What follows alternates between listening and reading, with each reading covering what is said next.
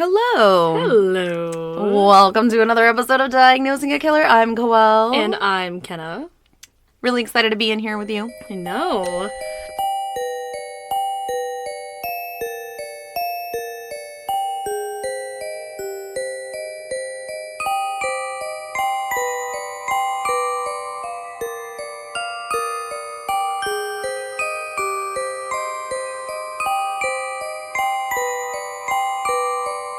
Yeah, it's I don't know why. I feel like it's been a while since we recorded, but it hasn't. Well, I think it's because we recorded on Monday, posted on Monday, and now we're recording Thursday, posting on Thursday. Yeah. And I think it just, usually when we sit down and we do a case, we also do ads, and we'll usually sit in here for hours at a time. That's true. Yeah. So Well, the last episode was about an hour. yeah, it was. That was a good one. I like that. That was fun. Got a lot of information out of that one. Yeah. I feel like I meant to make a correction, but I don't remember what it was. But listening back, I was like, I don't think I said that right. Or I think I wanted, to convey something else, you know? I thought it sounded fine. I think it was around the chirality part. Oh, yeah. Yeah, the mirroring made so much sense, right? Yeah, it made a lot of sense. Right? Isn't that interesting? It's like, you mirror someone well, I'm just doing what you said, Yep. I was going to bring it up to you. Yep. Sounds about right. So, we have some exciting news. You want to share the exciting news? I'm sure if you guys have us on social media, you've already heard this, but Koelle. Yes, so we've been busy bees, and that's part of the reason why our episodes haven't really been coming out, strictly at midnight. They're usually later in the day.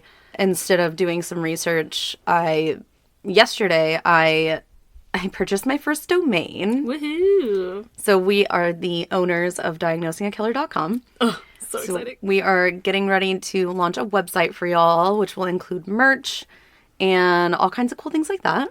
Ooh. But besides that, we have been approved to have a booth at the True Crime and Paranormal Podcast Festival. Really excited. That's going to be in Austin in August. I'm so excited. I can't contain it. And we also have a coupon code. You should be able to get 15% off of a ticket to come see us in Austin. I believe it's August 25th through the 27th. Yes, it is. And you'll be able to purchase a ticket with our coupon code once the website launches. So. Yes. Yeah, super freaking excited about that. Our little logo is on the website for them. So if you click on it, you can see our little logo. And then if you click on our logo, it takes you to our page.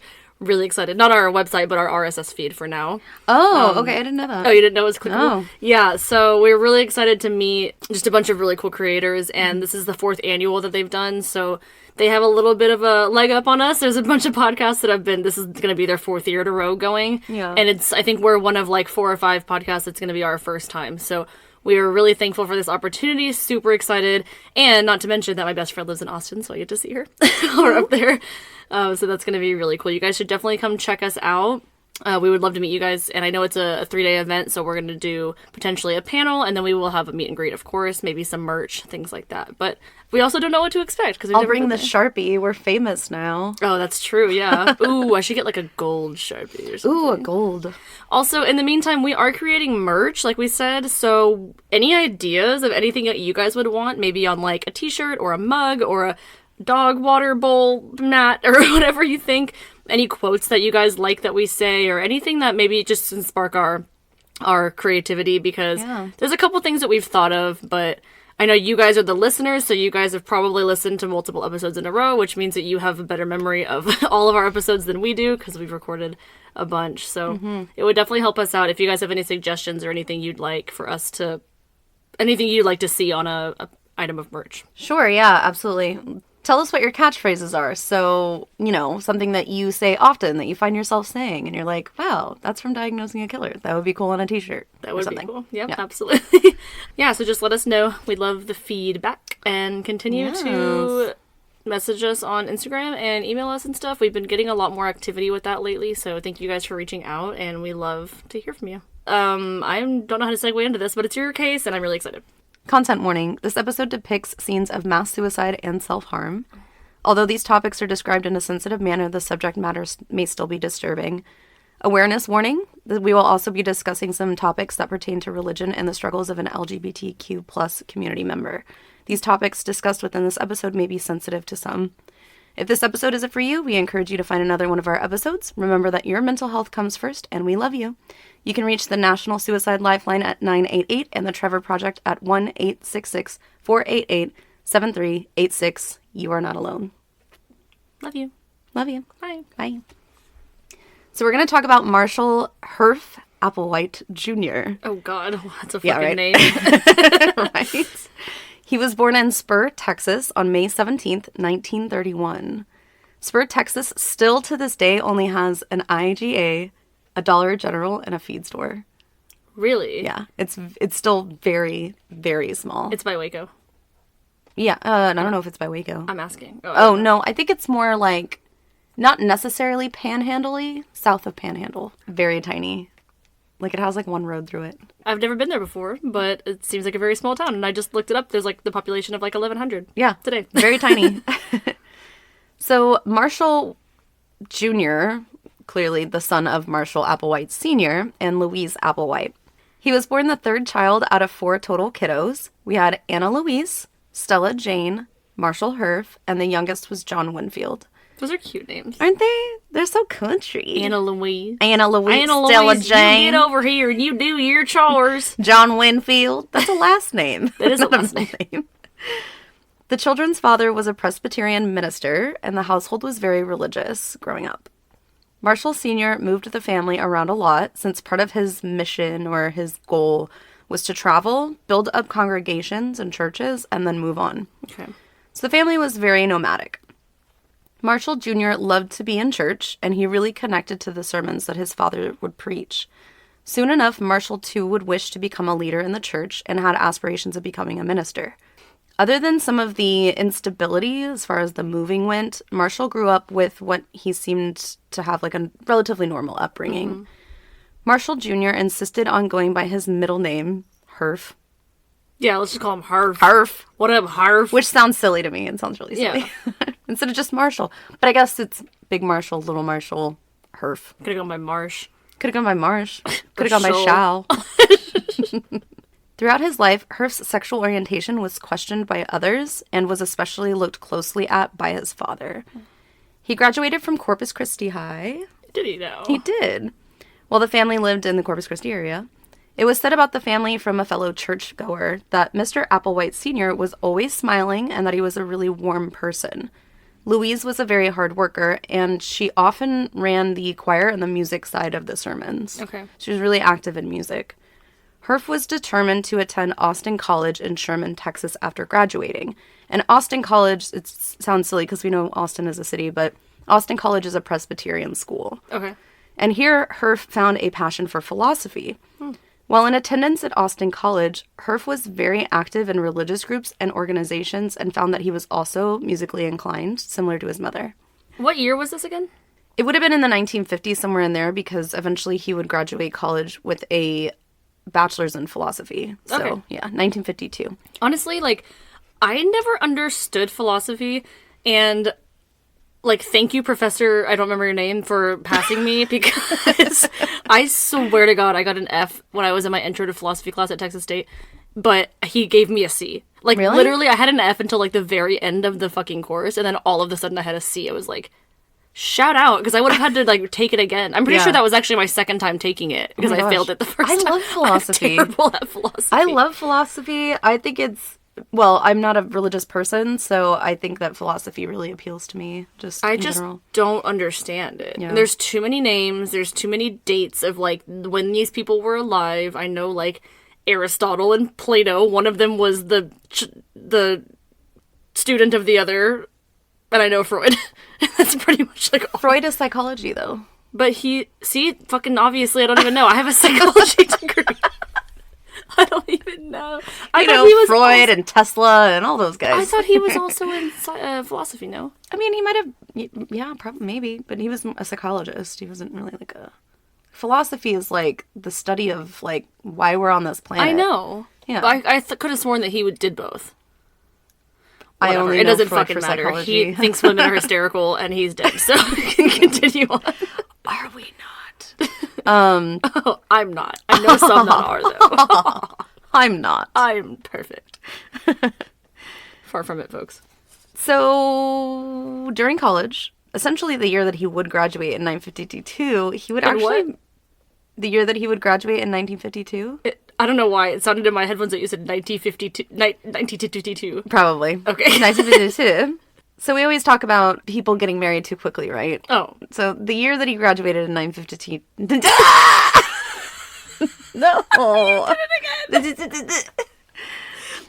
I was almost gonna let it slide the first time. I was like, wait, I could have sworn she didn't say that. Well, now you've heard it twice. Okay.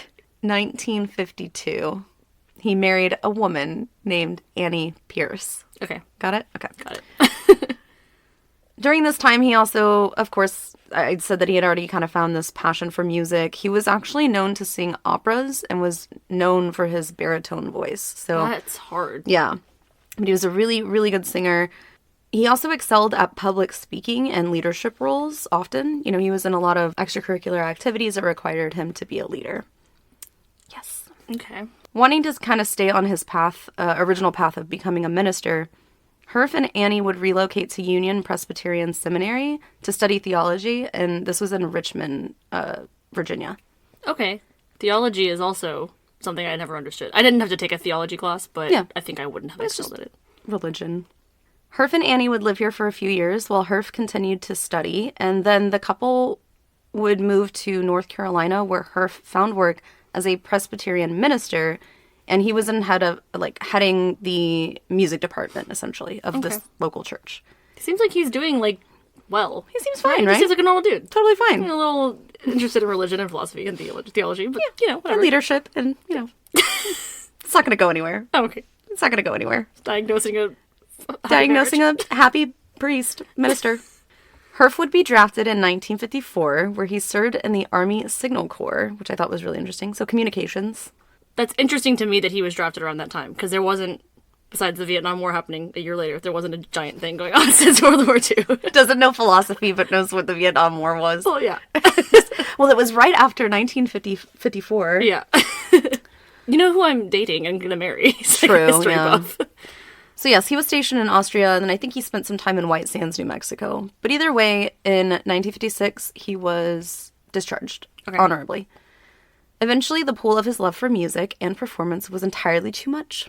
Oh. Herf would move to Colorado in an effort to pursue a degree in theater arts. That's interesting. I know. Isn't that strange? Well, I mean, he's good at opera and stuff, so clearly he has, a knack for that. He's got a knack for that. Going from being a priest to, I want to be on Broadway. After working in the Army? Yeah. It's kind of weird. Kind of a jumping around dude. After graduating with a master's degree at the University of Colorado in theater arts, Herf made the decision to relocate to New York to pursue a career in acting. Okay. So he wanted to act. In New York, Herf would soon realize that his dream of becoming a famous Broadway performer was unlikely, as the couple was struggling financially. That's very showbiz. Quickly. That's showbiz, baby. Showbiz, baby. So I tried very hard to find more information about the two children that they had during this time. Okay. I was mostly looking for dates of when they were born, because I didn't really see any. But after 30 or 40 minutes of snooping around, I was able to find information on the kids.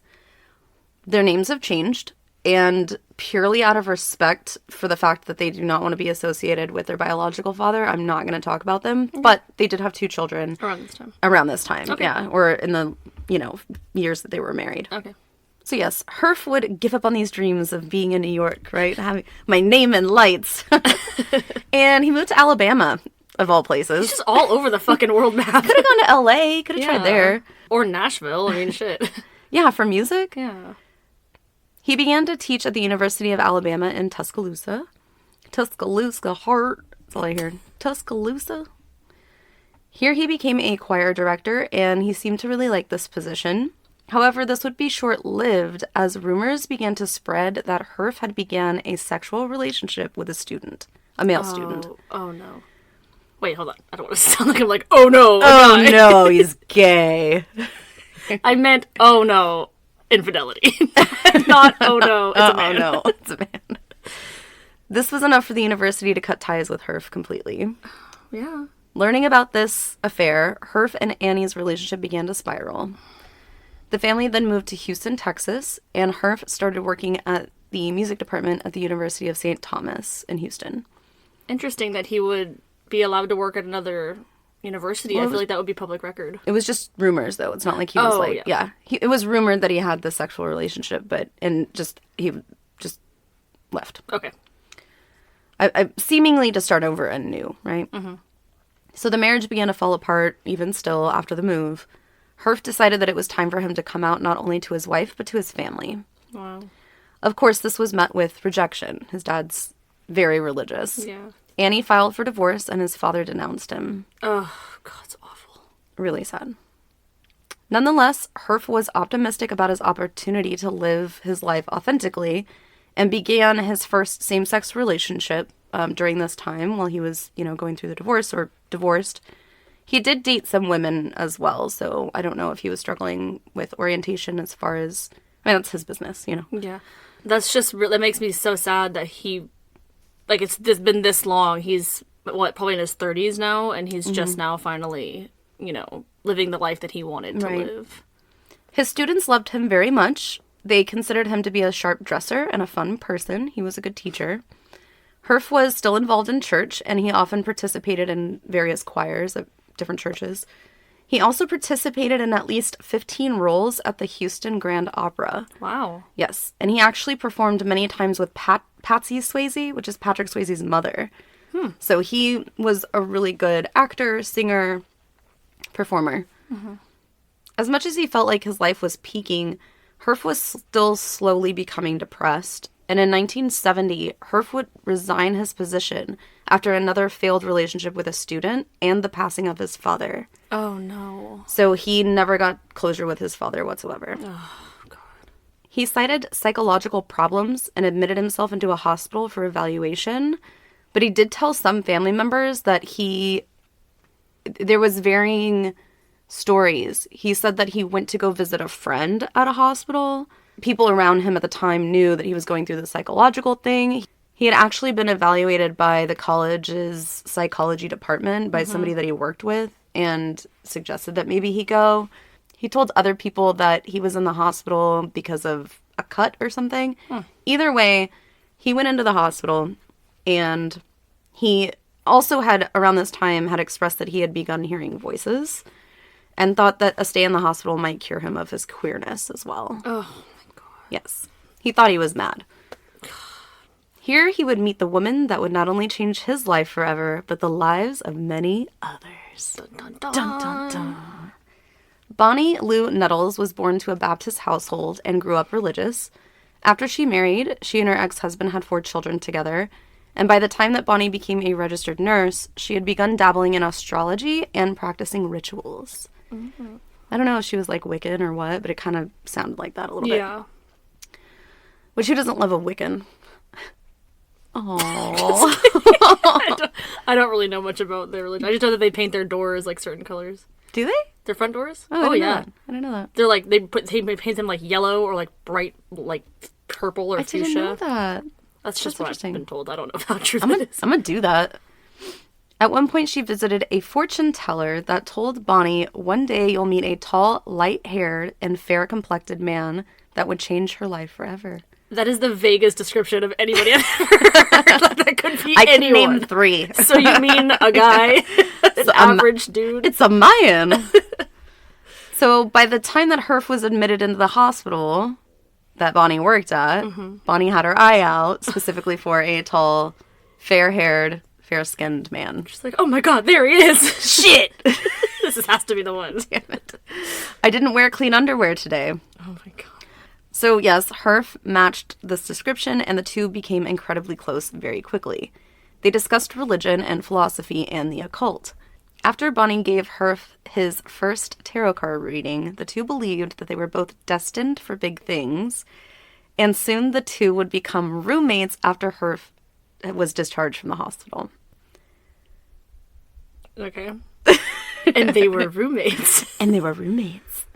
Herf believed that he and Bonnie were connected somehow from the past life, and they had an intense spiritual connection. God, I see where this is going. Right? They talked about UFOs and extraterrestrials, and began to believe that they would be able to communicate with aliens. Henry Thomas. Oh, Hi, Henry. Hi, Henry. Have we never shouted out Henry before? We haven't. Henry, if you're listening, we love you. And Thanks, Henry. We haven't seen you in a long time. Yeah. So although they seemed to be a couple, Herf and Bonnie's relationship was completely platonic, denouncing sex completely from their lives. Poring over the Bible, the pair started calling themselves the Twos in reference to Revelations 11:3-13. Okay. You ready for this? Yes. Quote, "And I will appoint my 2 witnesses, and they will prophesy for 1,260 days, clothed in sackcloth. They are the 2 olive trees and the 2 lampstands, and they stand before the Lord of the earth. If anyone tries to harm them, fire comes from their mouths and devours their enemies. This is how anyone who wants to harm them must die. They have power to shut up the heavens so that it will not rain during the time that they are prophesying. And they have the power to turn the waters into blood and strike the earth with every kind of plague as often as they want.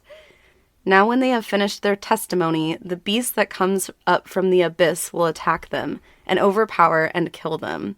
Their bodies will lie in a public square of the great city, which is figuratively called Sodom and Egypt, where also their Lord was crucified.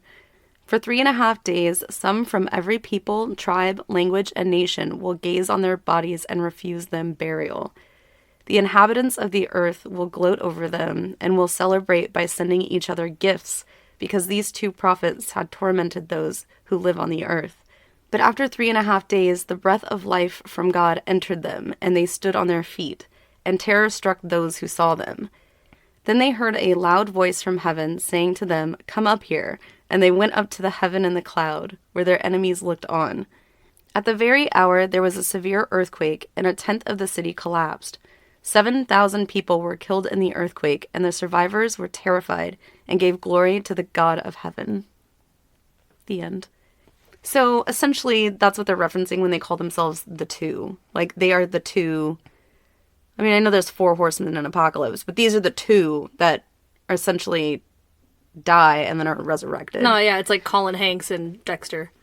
Yeah. He's like, "We're the 2 prophets!" And he's like, exactly. "We cannot die!" And he's like, "You fucking stabbed me. Like, I am dead." You stabbed me. Dexter in a nutshell. Yeah. Also, shout out Colin Hanks if you're listening. I love you. That's one of those things that really bugs me is when people use religion as a weapon or as like a means to act out evil. They're like, "Well, it says it right here." It's all of interpretation. In 1973, the 2 packed their belongings, said goodbye to their families, including Bonnie's young children, and began touring the U.S. in search of a place of a land to create a congregation. So they're not gonna go to Egypt like it says? No, they gotta find it somewhere else. Oh, so then it doesn't make sense. They're not even going to the place. Well, it said in the land, which is figuratively called Sodom and Egypt. Is what that said. Loophole. Loopholes! There's always a loophole. So whenever I say the 2, just realize that I'm saying it like capitalization for the most part. So the 2 quickly ran out of funds, traveling from park to park, camp to camp, stealing what they could when they could, and they also sold their blood for money. "Thou shalt not steal." Did you not read that part of the fucking Bible? No, that Bible? doesn't... The Bible? The Bible. Oh, I love the Bible. The knockoff Bible. So they're just using this one scripture and they're gonna interpret it to do whatever the fuck they want. Sure. Essentially. Yeah. Yeah. That's ridiculous. Yeah. I mean, there's probably some things going on in there. Up in the old bird cage. He's clearly mentally ill. I'm not sure about her, but Right. he's clearly hearing things. They would gain their first follower in 1974, which was a family friend from Houston, and she began to travel with them as well. Herf began to write propaganda depicting himself as Jesus Christ reincarnated as a cowboy. What the fuck? In reference to himself because he was from Texas. I'd like to see that painting. Howdy, y'all. Oh my gosh. Like, you've seen those paintings of Jesus where he's like slam dunking a basketball, or he's like playing hockey one of those. or something. It's like one of those. He's a cowboy. But he's a cowboy. It's hilarious. How dare you? They outlined their religion saying that the afterlife would be called the next level. And in the next level, They would be transported to space, like through spaceships, and fly off into the sun or something. I don't remember. I'm sorry. I'm not meaning to I laugh. know. They truly probably believed this, and that's sad. Absolutely. That's yeah. really sad, because clearly they're... At least him, if not both of them, are experiencing a delusion of some sort. Sure. In May, Herf was arrested for not returning a rental car because it was, quote, divinely gifted to him. Oh, was it? He spent 6 months in jail for this. And after his release, all of this time that he kind of had by himself, he really wanted to, like, hit the pavement as far as recruiting people. As many people as possible. He's like, that 6 months in jail was divinely given to me because it gave me time to think about my plan. Exactly. Yeah, absolutely. So the two hit the pavement. They started recruiting people. They approached people with pamphlets and offered anyone who would want to join a chance to reach, quote, the next level. Oh my God. Phrasing it almost like it was an experiment. It was like, well, you have nothing to lose because if it doesn't happen, like, whatever, you know? But, like, also, spaceship ride for free. Nothing to lose but your fucking sanity and your life. Well... So the two approached this like kind of like they were sci-fi nerds, and this is also a really big thing in the 1970s. Things like Star Trek, Star Wars, Dark Star. I totally forgot how much I love the movie Dark Star. If Moviecation guys are listening, please do an episode on Dark Star. That movie is so cool. Can't say I've seen it. It's awesome. And it's just a bunch of dudes with big beards. It's like Duck Dynasty meets Star Wars or what? Yeah, kind of. They all have these really big beards.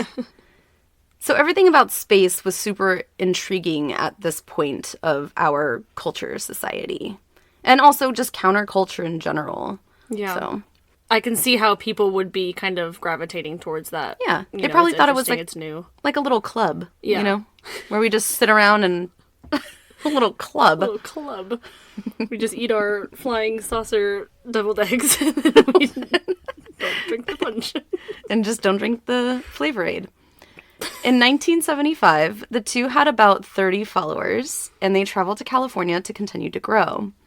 At this time, the two began calling each other Bo and Peep, in reference to the fact that they considered their followers a flock of sheep, and they were the shepherds. Oh my god. Oh my god. So as they coached the flock in preparation for the next level, Bo would preach that renouncing all earthly desires was a necessary step in order to be accepted on the ship. So what do? Just sit there and starve to death? Like, and renounce everything on earth, all the desires? Yeah. What if I have to pee? That's a desire. Like, I need to go to the bathroom. I can't do that? No drugs, no alcohol, no jewelry, no media, no facial hair, no sexuality, no friends, no family. I'm out. You lost me at facial hair. You lost me. It's cool until you lost me at alcohol. That's only the second one. Just kidding. Oh, okay. So did people leave after this? Bo insisted that all must also have biblical names, but ending with Adi. So, like, Leviticus would be Levadi. No. Or James would be Jamadi. I'm not even kidding. Why? I don't know. He insisted. Bo insisted that they all change their names to something that was uniform, I guess. Yeah. That's really oddie that he did that. Little oddie. I'm so funny. Around this time, the group also began calling themselves Heaven's Gate. So I'm sure everybody knows a little bit, or at least has heard something about Heaven's Gate. Mm-hmm.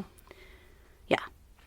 In late 1975, although the group was traveling from place to place, campsites and such, Bo would say that there would be no more public meetings. They couldn't have public meetings out in an open space. So around this time, the group would rent houses, spending some time in Denver and some time in Dallas. Okay. So they were renting these like big home properties, and they began to grow and grow. Bo was convinced that he and Peep would be assassinated at some point. So it gave kind of another reason to not be out in the world and begin to like isolate these people, right? After some time, the media got wind of this cult-like group traveling about, talking about aliens and UFOs. Mm-hmm. Bo claimed that this was the assassination that he prophesized. What? Yeah. He was like, oh, slander, you assassinated my character. Because the prophecy wasn't coming true, essentially. Loophole! On other occasions, the two gathered their followers in a field, claiming that their higher-ups would appear in the sky to send them a message. And did they? After a few hours of standing around, Oh, God. Peep said she had received a message that the visit was a test to test everybody's devotion. Yes. Oh, my God. And people are like, oh, okay, that makes a lot of sense. Yeah. That makes a lot of Oh, wait, actually, that does make sense. Oh, thank God I passed that test. sense. Because I was there, standing in the field for hours. No peeing. No alcohol. You don't need real ink to make an impact. Let the power of temporary tattoos tell your story.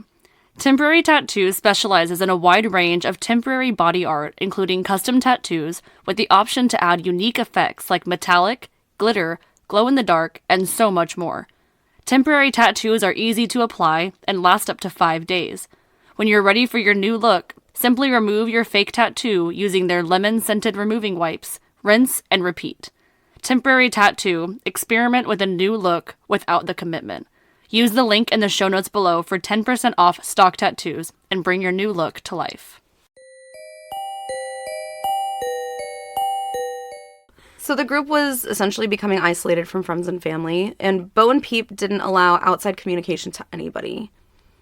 Some followers would leave, but oftentimes return, saying that they had never had, self-worth more than inside the group. Groups like that really do have a way of making you feel special and needed in that area. Bo had an open door policy for any issues that the members wanted to express to him, but encouraged the members not to discuss their qualms with other members. Not only to keep control of what was being said, you know what I mean? Because if all the problems come to him, he knows how to fix it before it reaches anybody else, which is really calculated. Really manipulative.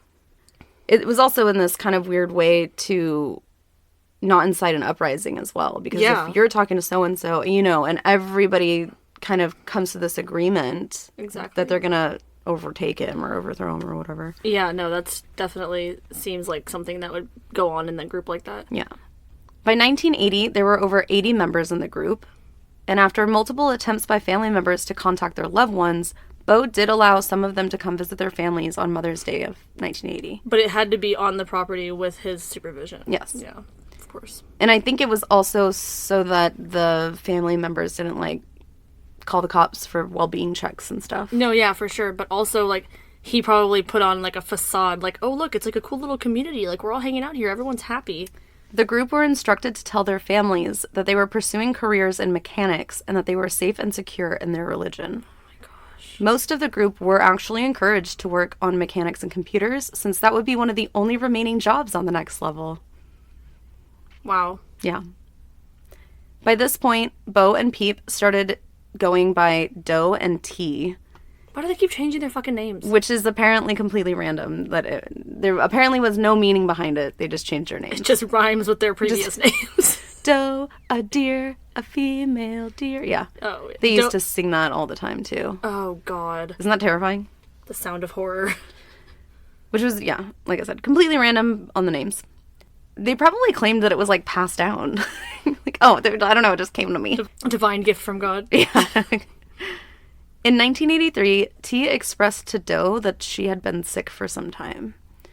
T had suffered from cancer and can no longer hide the fact that she was going to go through emergency surgery, which actually removed one of her eyes that was damaged by cancer. Wouldn't that be against the rules, though, to have surgery or to have medical help? Medical intervention? I don't know. Well, they do believe in science. That's true. Yeah.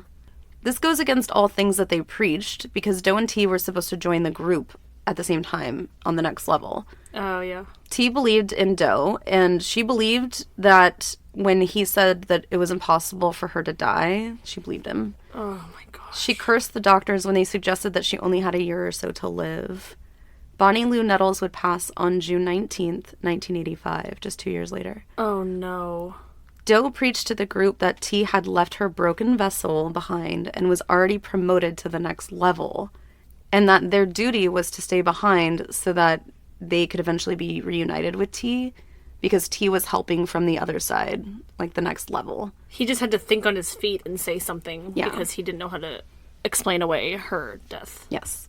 Further complicating things for Doe, he also had to explain why T didn't hop on a spaceship and go to the next level. Yeah. Because that's what they've been saying, like, we're gonna board this spaceship and we're gonna leave together.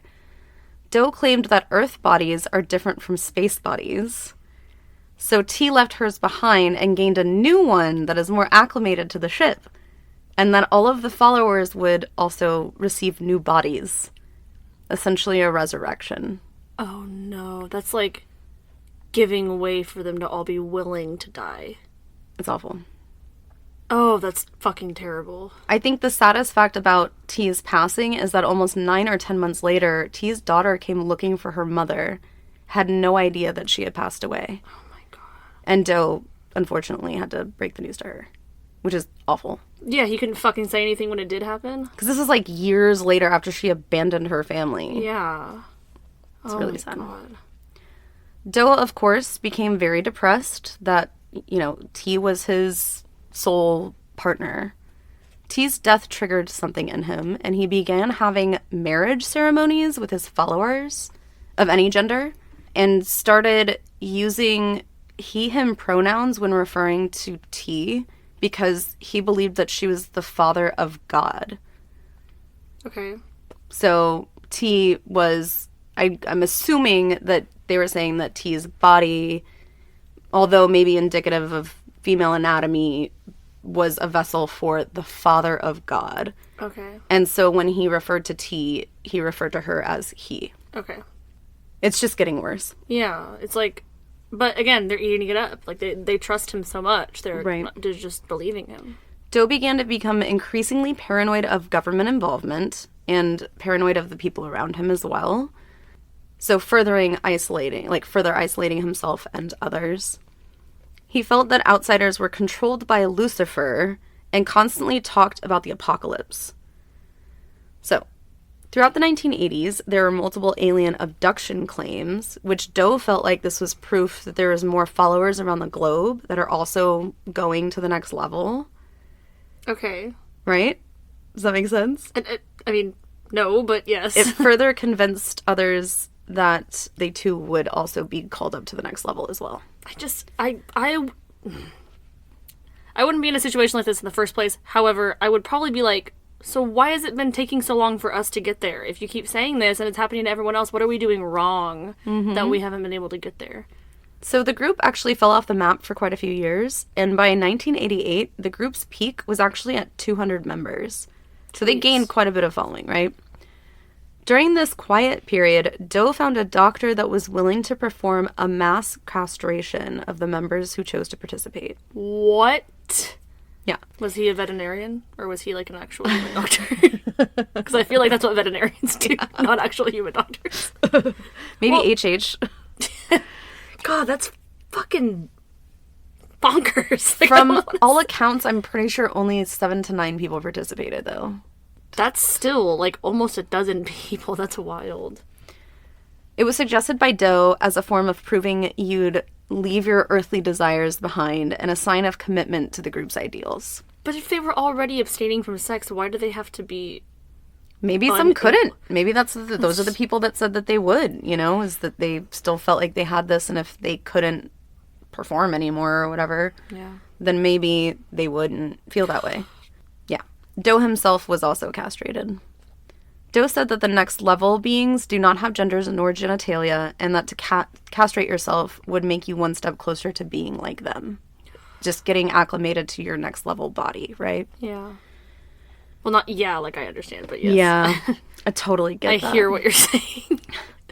Like previously mentioned, the group wasn't allowed to consume any media of any kind, but now coming into the 90s, the internet was becoming a thing. Yeah. And public access cable TV was also a thing. So Doe would actually preach on public access television, and some of this footage would later become infamous footage. Mm-hmm. Doe would often have the group video record their experiences while preparing for the next level, which included shaving their heads and bodies, dressing the same as they wanted to look more androgynous. After criticism was thrown their way, several members did leave the group, and the numbers actually plummeted all the way down to just 26 members in a few years. Since the castration stuff, because, But what, did he not, do anything?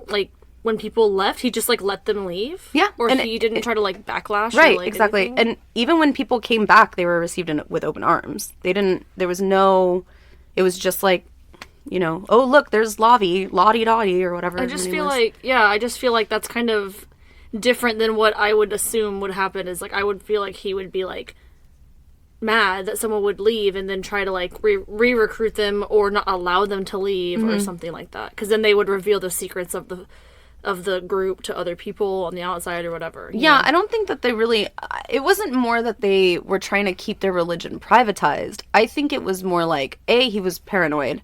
He didn't want to be around people. B, their recruiting style was more like one-on-one, face-to-face.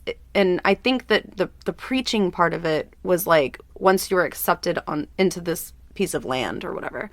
I don't think that he was really terrified of anybody going around talking about the religion. I think that he wanted people to do that. He didn't think he was doing anything wrong. Right. Okay. I think there was a part of him that genuinely cared about people in a weird way. Okay. And having people pay attention to him and listen to him, you know, preach. And I think that's what gave him power, whether it was one person or 25 people or 200 people. Yeah. They also moved around a lot. So That's true. I'm sure there's plenty of times where followers just did not follow them. In 1995, Doe learned that the Hale-Bopp comet was to pass in 1997. And this was a sign to him that this would become the vessel carrying the next level ship. Oh, great. Doe, becoming older and fearful of being sick of cancer himself, looked to settle down somewhere and purchased a compound in New Mexico, although it was more like a piece of land that they tried to, like, make shacks at, and it didn't work out. They lived there for about a year, and during this time, Doe began preaching how he now realized the only way out of their human forms was to commit suicide. Oh my gosh. He further explained to the group that when Hale-Bopp comet were to pass is when they needed to board the vessel onto the comet to achieve the next level. The group would then move one more time to San Diego, California. Doe began his final recordings of the group on March 19th, 1997. Doe began to explain all of the intent behind what was to come. He talked about their beliefs and provided what he claimed to be proof that this is the only way for the group to make it onto the next level ship. Okay. On March 20th, Doe allowed his 38 followers that agreed to take their lives to say goodbye to their families through a video recording. Oh my god. Most of the group described their long-awaited journey, saying that they hated Earth and that they could not wait for the next step in their life. Mostly, they never shed a tear. They were genuinely excited to exit Earth, is what they would say. Jeez. On March 21st, the group gathered one last time to enjoy a meal together. They ate turkey pot pie, cheesecake with blueberries, and drank tea. Yum. That's like my kind of meal. That sounds good, right? On March 22nd, the group began to take their lives. And I won't say it here. If you want to look up the method, you're more than welcome to just go Google it. It's on Wikipedia, but just for respect, I'm just not even going to put this in there. But doesn't matter. But essentially, they overdosed, okay? One by one, as the members began to pass, others who were tasked with caring for the bodies afterwards would hide their face in purple coverings, place a coin bag with some money in it, and a form of ID next to each body. The money was $5.75, which was said to have referenced Mark Twain's Captain Stormfield's Visit to Heaven, where he wrote that, quote, to hitch a ride on a comet costs $5.75. Oh my gosh. The group was given patches that adorned their uniforms, saying, quote, Heaven's Gate Away Team on it. They most notably wore Nike sneakers. Everybody knows that. I didn't know that. They all wore Nike sneakers, yeah. And they were a very specific type of Nike sneakers that were like, I don't even know. Apparently they were cheap and comfortable. And that's okay. According to Doe. It would be another 4 days before an anonymous caller asked for a welfare check on the grounds of the group's house. There, on March 26th, the bodies were discovered. 39 members, including Marshall Applewhite, were found dead. Oh my god. 21 women, 18 men, aged between 26 and 72. So I'm going to list a few of these. There's only 31 listed here, and the others either have probably not been identified or have not been released. Judith Rowland, 50. Cheryl Butcher, 32. David Van Sinderen, 48. Alan Bowers, 45. Margaret Bull, 54. Alfonso Foster, 44. David Moore, 40. Julie Lamontagne, 45. Darwin Lee Johnson, 42. Robert Arencio, 45. Gary Jordan St. Louis, 43. LaDonna Brigado, 40. Joel Peter McCormick, 28. Gail Mater, 27. Thomas Nichols, 58. John Craig, 62. Margaret Richter, 46. Susan Elizabeth Nora Paup, 53. Michael Barr Sando, 25. Norma Jean Nelson, 59. Susan Cook, 54. Jacqueline Leonard, 72. Susan Strom, 44. Euron McCurdy Hill, 38. Denise J. Thurman, 44. Lindley Earhart, 41. Jeffrey Howard Lewis, 41. Erica Ernst, 40. Lucy Eva Pescio, 63. And Joyce Scala, 58. Damn. So Nichelle Nichols' brother, who was Thomas Nichols, I had mentioned Thomas Nichols, he passed at 58. Nichelle Nichols is actually an actress from the original Star Trek. Oh, really? So that was her brother that passed, which is pretty interesting given that this is all sci-fi. Well, you know what's interesting to me is that when you think of a cult and people that are able to become brainwashed to the point where they are willingly committing suicide, I would immediately assume that they would be younger people, like maybe like late teens, early 20s, and most of the people that you read were in their 40s and 50s, even older. So that's really surprising to me that people of that age, I know you said one person was 72, are able to become brainwashed like that. Because again, I would think of that as not fully developed brain behavior. That just, my point in saying that is that shows how convincing, how manipulative, how calculated this man was. Right. Applewhite was 65, Doe. Yeah. So, yeah. It's just, yeah, it was an older bunch. I don't know why. It's sci-fi stuff. I'm not sure. But, I mean, then again, they were following him for many years. So maybe they were much younger when they first met him. And then they just formed this bond. And, you know. That's true. Wow. This was the largest mass suicide involving American citizens since Jonestown in 1978, which claimed 913 people. Holy shit, I didn't realize it was that many. It was a lot. But they didn't do it willingly. No, they did. Jonestown? Yeah. I thought he gave it to them and they didn't know. No, he gave it to them, and parents were feeding their babies. You're right. Yeah. You're right. Yeah, absolutely. Oh, God. Apple shite. Oh, my God. Yeah, I mean... Apple shite was found not to be... Applewhite was found to not have been riddled with cancer upon his autopsy. He was actually found to have a coronary... Bear with me. He was found to have coronary atherosclerosis? Okay. That sounds nice, right? Which can cause strokes, heart disease, and a myriad of other issues. So he clearly knew that something was going on with his body. Yeah. He thought he had cancer. He didn't. He was found in his bed.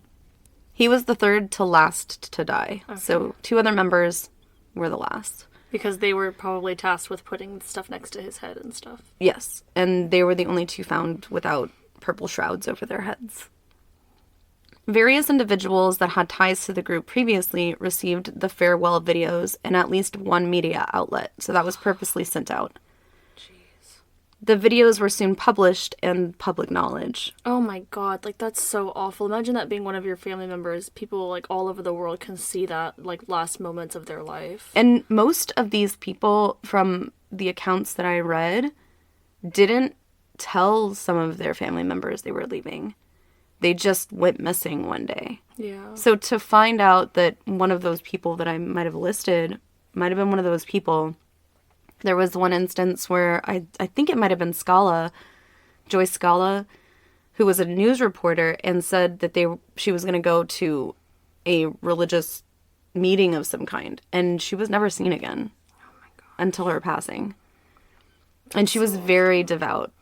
What a helpless feeling, like, being a family member of those people, especially ones that didn't know what was going on, like, and then literally the next thing you hear about them is that they're dead. Like, that's God, that must be such a helpless feeling. Like, if they had just...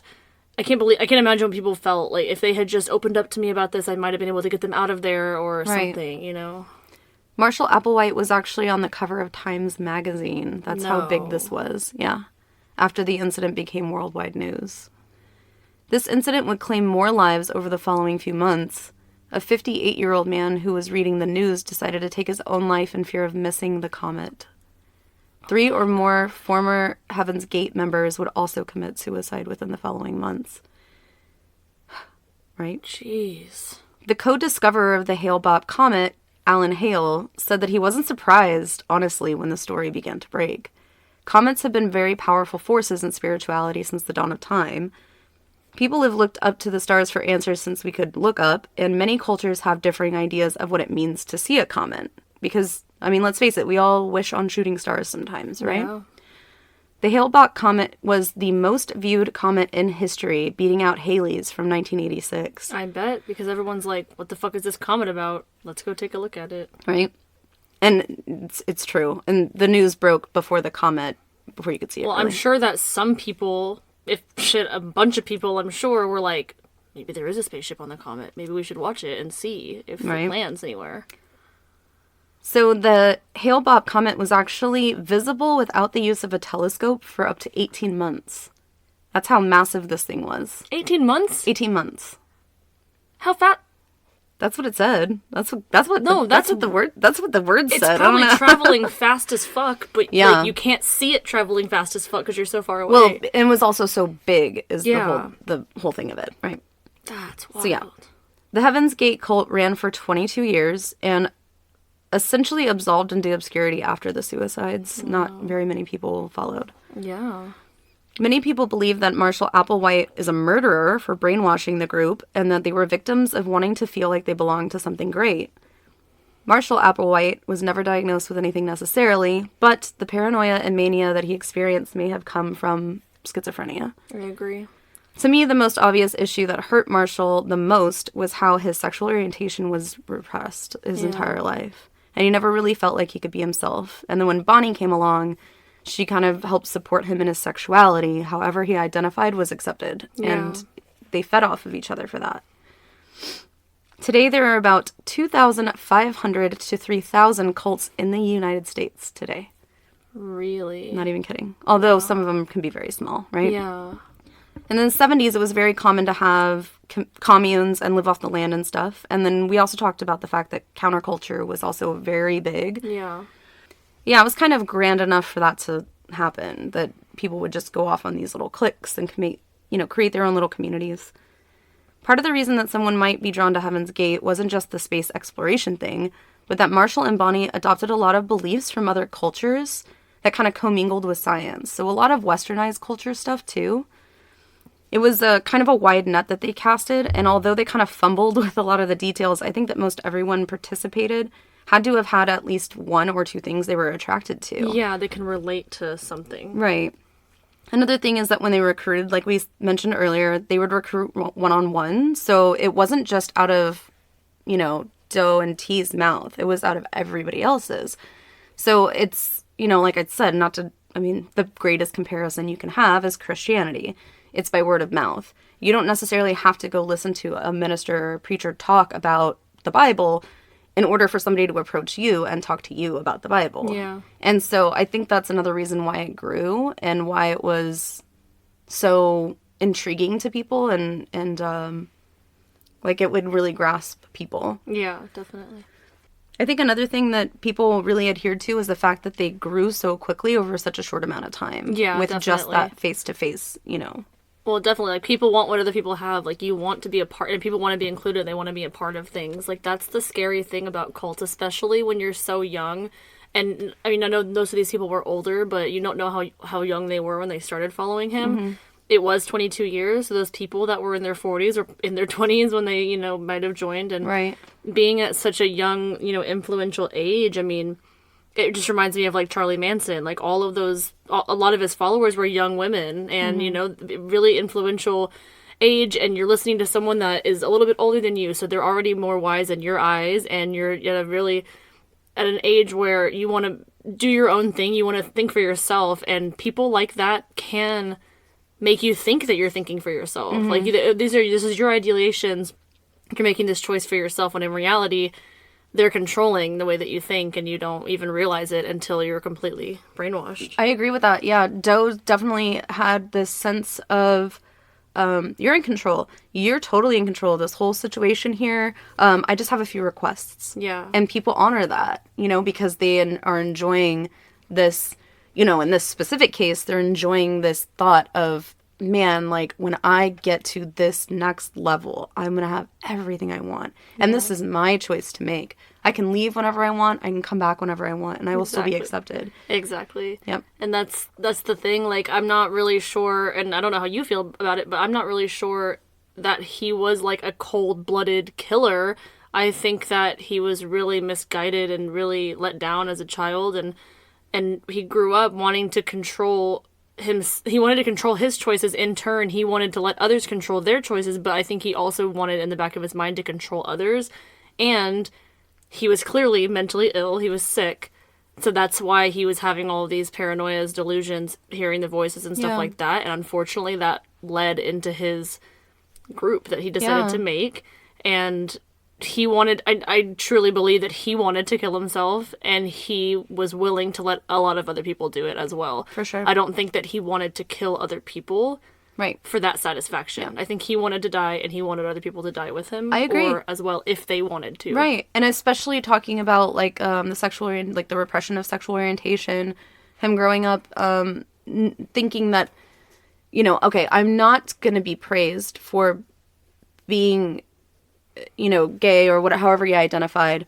I'm not going to be praised for that, but what I will be praised for is preaching. And what I will be praised for is teaching and guiding. And so I think, especially when it comes down to the castration, clearly that's something that he experienced because he couldn't get over however he felt, this repression of his sexual orientation. Yeah. And through that, people are like, oh, well, I'm dealing with those same problems, or I'm struggling with that as well, so you have support in me. Yeah, they can identify with each other. Yeah, but definitely an interesting thought. Yeah, that's a really sad story. It is. Also, it's a lot of tragedy. My bad, y'all. No, definitely really different than anything we've ever done. I mean, that can be perceived multiple ways. Some people might hear that and think he's not a killer. Everyone had their free will and their choice. Some people will think that he's a monster. So, but I think it's definitely fits the theme of our podcast because he was clearly mentally ill, and he did unfortunately cause the deaths of other people. Yeah, absolutely. With his manipulation tactics. And again, that schizophrenia, it hits up right at that age, especially after the loss of his father. He felt like he had a mental breakdown, and that's why he went into the.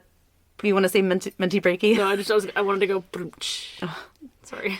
But he did. I think that he felt like he was having a mental breakdown, and then here comes Bonnie, willing to give him anything and everything that he needs as far as cultivating what he wanted to create for himself. So definitely interesting. Well, thanks for bringing that case. That was really great. You guys, if you'd like, can follow us on social media anywhere at Diagnosing a Killer. Twitter is at Killer Diagnosis. We do have a Patreon as well. That is going to be on our website when that does launch, and we'll keep you guys posted on that. The True Crime and Paranormal Podcast Festival is in August. You have until then to get your tickets. I would recommend just getting them early because I don't know how... I'm sure they will sell out at some point. Yeah. So better safe than not to be able to get one. And yeah, thank you guys so much for the support. We'll be back on Monday with another mental breakdown. And I was actually going to tell you we need to get my case recorded as well because I'm going out of town this weekend and we're going to be gone all week. So we're not going to have time to record. Shit. But we'll make sure to get that out for you guys as well next Thursday. And yeah. No, I'm good. Okay. All right. We'll talk to you guys later. Love you. Bye.